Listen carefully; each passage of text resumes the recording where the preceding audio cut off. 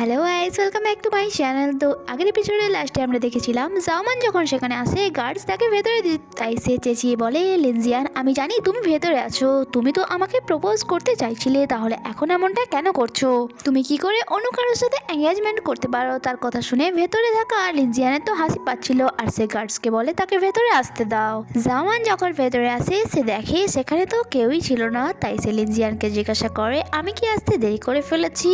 But তার এই কথায় লিনজিয়ান কোনো আনসার না দিয়ে ইসমাইলের সাথে একটি ফাইল তাকে ধরিয়ে দেয়। জামান যখন ফাইলসটি খুলে দেখে সে জানতে পারে এটা তো প্রজেক্টের কন্ট্রাক্ট পেপার ছিল, আর যা দেখে সে অনেক বেশি খুশি হয়ে যায়। নেক্সট দিন আমাদেরকে মিটিং এ দেখানো হয় যেখানে লিনজিয়ান সবাইকে প্রজেক্টের ডিটেলস বলে, আর এটাও যে এই প্রজেক্টের ইনচার্জ জামান হতে চলেছে এন্ড প্রজেক্টের কাজ জামানের ভিলেজে হবে, তাই সে অনেক বেশি খুশি ছিল। এরপর এখানে সবাই ড্রিঙ্ক করে, আর এরই মাঝে লিনজিয়ান জানায় যে এই প্রজেক্টের ইনচার্জ জামান, বাট পার্টনার হিসেবে তাকে কাউকে চুজ করতে হবে যাতে এই প্রজেক্টটি এসে ভালো করে কমপ্লিট করতে পারে। সামনে বসে থাকা সমস্ত ভয়েস চাইছিল যে অ্যাজ এ পার্টনার জামান তাকেই চুজ করুক, তাই তারা জামানকে অ্যাপ্রিসিয়েট করে কংগ্রাচুলেশনস বলে, আর সাথে সাথে ড্রিঙ্কও অফার করে। আর জামানও একে একে সবার সাথে ড্রিঙ্ক করতে শুরু করে, আর তাকে দেখে লিনজিয়ান এটা ভাবছিল যে সেই সকলের সাথে এমনভাবে ড্রিঙ্ক করছে যেমন কি তার ড্রিঙ্ক করার স্টেবিলিটি অনেক বেশি হাই। সে এতক্ষণ তো দেখছিল, বাট শেষমেশ তার অনেক বেশি রাগ হয় এন্ড সে জামানের হাত থেকে ড্রিঙ্কের গ্লাস নিয়ে নিজেই খেয়ে নেয়, কারণ জামান আগে থেকেই অনেক বেশি ড্রিঙ্ক করে ফেলেছিল। এন্ড লিনজিয়ানের এই ব্যবহারে সেখানে বসে থাকা সবাই তাকে অবাক হয়ে দেখছিল। তখন অ্যাসিস্ট্যান্ট তাদের মন ডিস্ট্রাক্ট করার জন্য বলে, তোমাদের আর কারোর কি কিছু বলার আছে? তাহলে সে বলতে পারে। লিনজিয়ান বলে, আমার তো আর কিছুই বলার নেই। যখন কি জামান বলে, তোমার বলার না থাকতে পারে, বাট আমার তোমাকে কিছু বলার আছে। ড্রাঙ্ক তো সে অনেক আগেই হয়ে গিয়েছিল, বাট এখন লিনজিয়ানকে কথা শোনার একটা সুযোগ পেয়েছে সে, আর সে বলে, তুমি জানো তুমি কত বেশি রুড অ্যান্ড মুডি পারসন, কারোর ফিলিংসে তোমার কিছু যায় আসে না। তুমি এটাও কখনো ভাবো না যে তোমার কথাতেও কেউ হার্ট হতে পারে?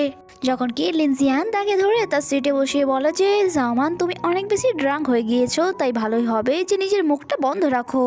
বাট জামান এত সহজে থোড়ি চুপ হতো, আর সে লিনজিয়ানের ফেস ধরে বলে যে তুমি যতই রুড আর যতই মুডি হও না কেন, বাট আমি তোমাকেই ভালোবাসি। আর এই সব দৃশ্য সেখানে বসে থাকা সবাই অবাক হয়ে দেখছিল অ্যান্ড এটাই ভাবছিল যে এখানে চলছেটা কি। আর এটার উপর লিনজিয়ানকে কিছু না কিছু তো এক্সপ্লেনেশন দিতেই হতো, তাই সে বলে যে জামান অনেক বেশি ড্রাঙ্ক হয়ে গিয়েছে, তাই আমি তাকে এখান দিয়ে নিয়ে যাচ্ছি। এটা বলার পর সে তাকে সেখান থেকে তুলে নিয়ে যাচ্ছিল, যখন কি জামান বলছিল যে আমার উত্তরে অ্যান্সার দাও, আমাকে নিচে নামাও। বাইরে এসে লিনজিয়ান তাকে নিচে নামিয়ে দেয় এন্ড বলে যে তুমি অনেক বেশি ড্রাঙ্ক হয়ে গিয়েছো, তাই আমি তোমাকে বাসায় দিয়ে আসছি। যখন কি জামান বলে আমি একদম ঠিক আছি এন্ড বৃষ্টির মধ্যেই সে বাইরে চলে আসে।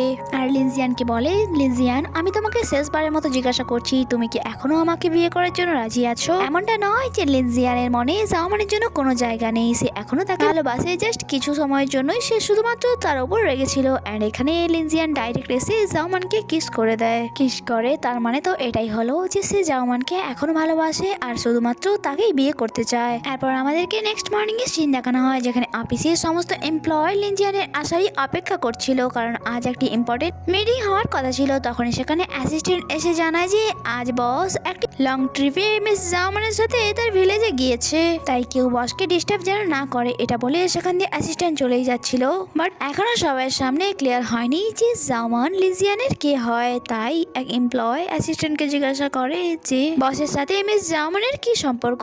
আর এবার অ্যাসিস্ট্যান্ট বলেও দেয় যে মিস জামান বসের ফিউচার ওয়াইফ হতে চলেছে। নেক্সট সিনে আমরা জামান আর লিনজিয়ানকে একসাথে দেখি, তারা কাল রাত একসাথে স্পেন্ড করেছিল। লিনজিয়ান জামানকে তার কাছে পেয়ে অনেক বেশি খুশি হয়েছিল এন্ড জামানের যখন চোখ খুলে সে তার পাশে লিনজিয়ানকে দেখে আদরের সাথে তাকে আবারও হাগ করে নেয়।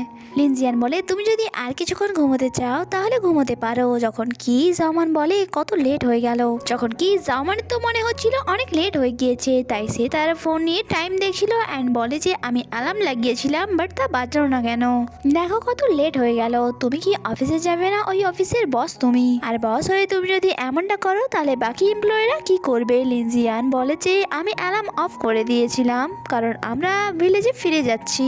এটা তো জামানের জন্য খুশির খবর ছিল। তারপরেও সে জিজ্ঞাসা করে তাহলে লুহাওয়ের কি হবে, আর এটার আনসার আনসার লিনজিয়ান দেওয়ার আগেই তার কাছে লুহাওয়ের কল আসে। আর কল রিসিভ করা মাত্রই লুহাও বলে যে তুমি আমার পেরেন্টসের সামনে এঙ্গেজমেন্ট করতে মানা কেন করছো, আসলে তুমি করতে কি চাও, তুমি কি জাওমানকে বিয়ে করতে চাও। এখানে জাওমানও জানতে পেরে যায় যে লিনজিয়ান এঙ্গেজমেন্ট করতে মানা করে দিয়েছে লুহাওকে।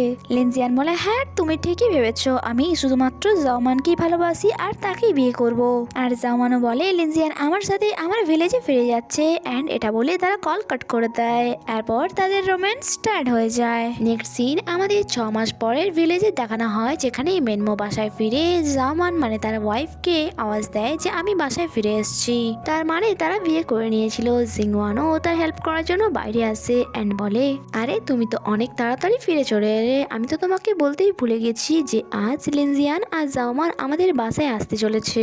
অন্যদিকে জাওমান আর লিনজিয়ানের ওই প্রজেক্টটিও অনেক ভালোভাবে চলছিল আর তাদের কোম্পানির অবস্থা আগের থেকে ভালো হয়ে গিয়েছিল। এখানে লিনজিয়ানের কাছে লুহাওয়ের কল আসে যে আমাদের কোম্পানি তোমাদের কোম্পানির সাথে কর্পোরেশন করতে চায়, বাট লিনজিয়ান বলে এখন নয় অন্য করে দিন আর তুমি আমার ফার্মিং ডিস্টার্ব করো না, এটা বলে সে তার ফোন কাট করে দেয়। তারপর সে হ্যাপিলি জাওমানের সাথে এই ওয়েদারটিকে এনজয় করে অ্যান্ড এই হ্যাপি মোমেন্টের সাথে এই ড্রামাটির হ্যাপি এন্ডিং হয়ে যায়। তো বন্ধুরা দেখা হচ্ছে আবারও একটি নতুন ড্রামাতে, ততক্ষণের জন্য বাই অ্যান্ড স্টে কানেক্টেড।